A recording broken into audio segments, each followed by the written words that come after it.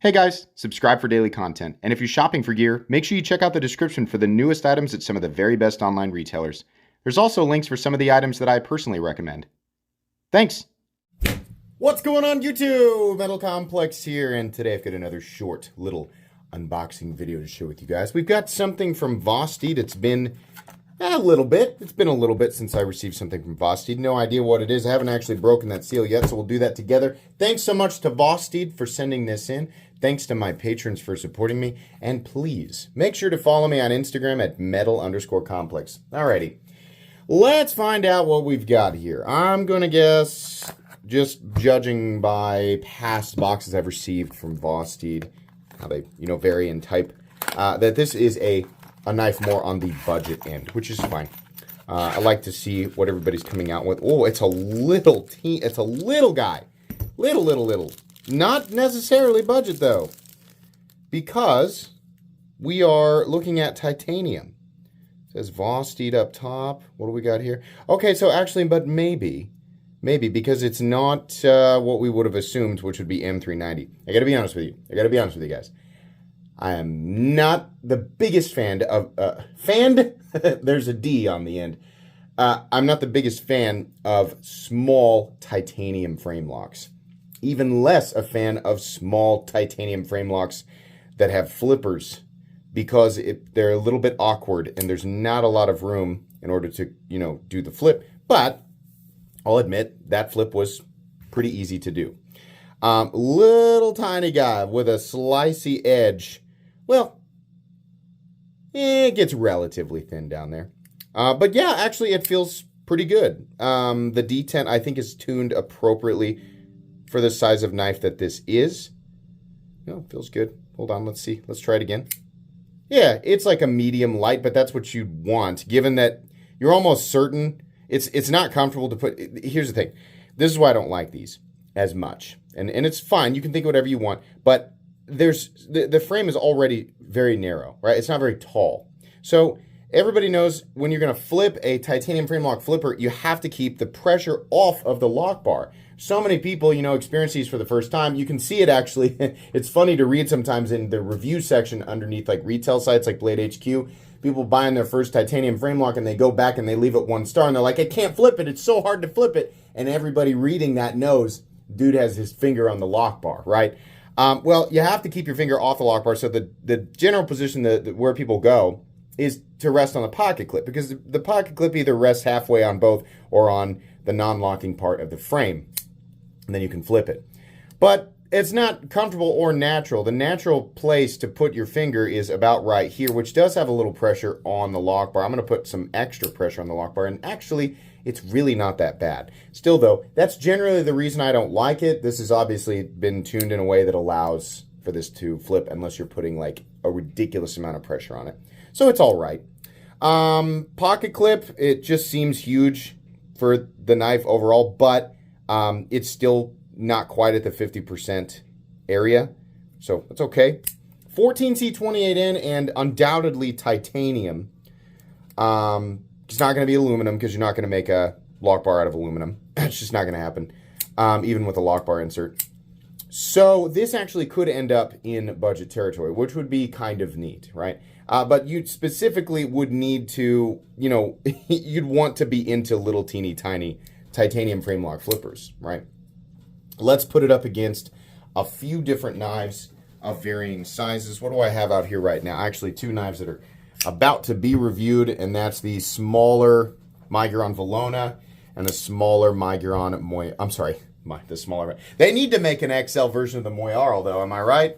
Definitely, that would be a really smart move by Miguron.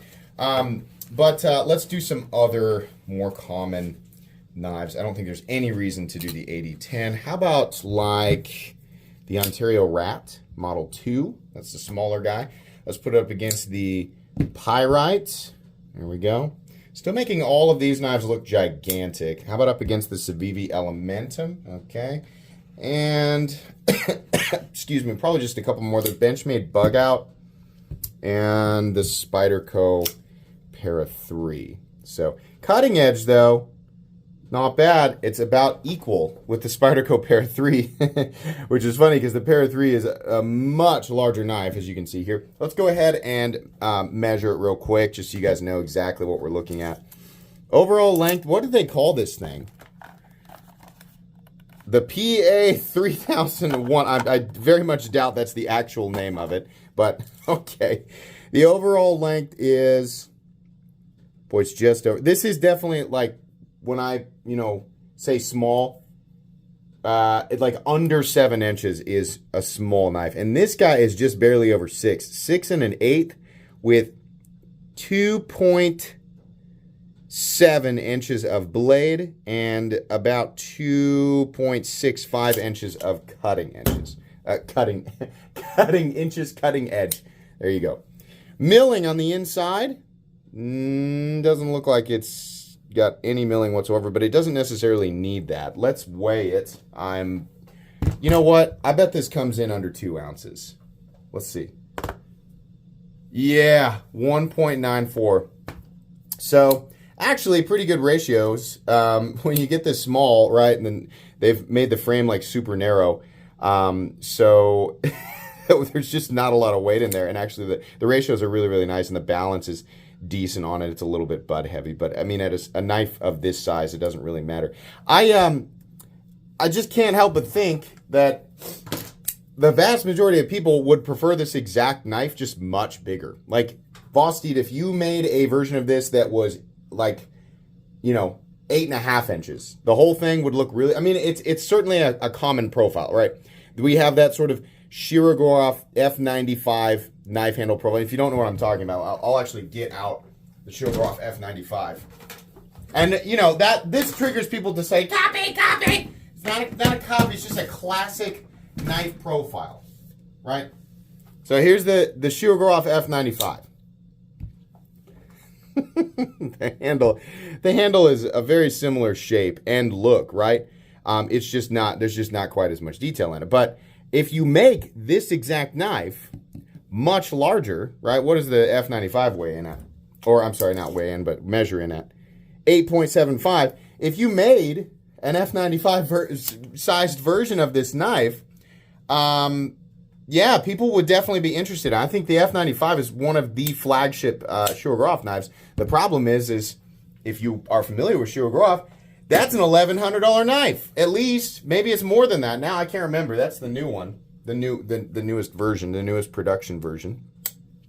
So, and that's fine for people who are, used to Shirogorov. But if you don't want to pay that much money and you don't need like all of the, the extra, super duper fancy machining and all of that. There's more that goes into it with a Shirogorov, obviously. But if you don't care, you're not interested in that end of the knife market, something like this, created at a much larger size, there's a market for it, for sure. Especially if they can do a combination of 14T28N and titanium for, let's say, if they made it much larger and it was like $120.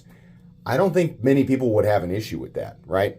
It's a good looking knife. I just personally am not the biggest fan of the little teeny tiny ones. So, but you guys can think whatever you want. This is not a review. It's just an unboxing and first impressions. I don't know that this will take much carry time for me to get my, my bearings on this. Knife humor. But you should expect a review of this a few weeks down the road. You'll get a full review of it, but you could probably make your decision based on this video alone. I'll link it down in the description. You guys can check it out if you want to. That's going to be pretty much it. What happened to my card? There it is. Please make sure to follow me on Instagram at metal_complex. If you enjoyed this video, leave a like if you'd like to check out my other content. I do, of course, have lots of videos of knives that are either expensive or inexpensive that I do or don't like, so check those out. And if you enjoy all my content, go ahead and click on that Metal Complex logo right there and subscribe because there's definitely more coming. Thanks again for watching, everybody, and have a great day.